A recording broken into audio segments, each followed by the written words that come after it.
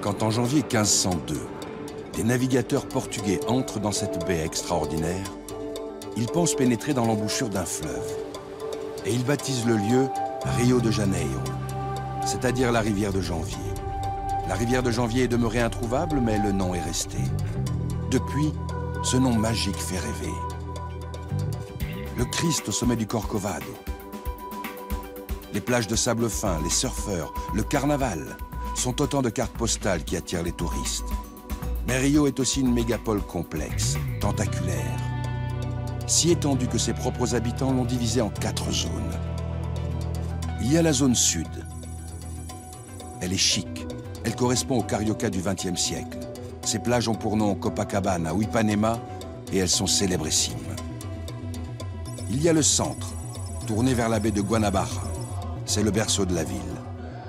Ce Rio colonial, longtemps siège de la capitale du Brésil, n'intéresse guère les voyageurs étrangers. La zone nord s'est développée vers le milieu du XXe siècle, en même temps que Rio devenait industriel. Elle s'étend du massif de la Tijuca jusqu'à la baie de Guanabara. Elle abrite la majorité des habitants de Rio et les meilleures écoles de samba. La 4e zone de Rio est la zone ouest. La dernière née, immense, moderne. Le Rio de demain, une ville nouvelle au développement foudroyant. Rio parviendra-t-elle à garder son délicat équilibre entre paysage et expansion urbaine, entre les 4 zones qui la composent? Cette ville, autrefois capitale du Brésil, va-t-elle rester l'un des points d'attraction de toute l'Amérique du Sud?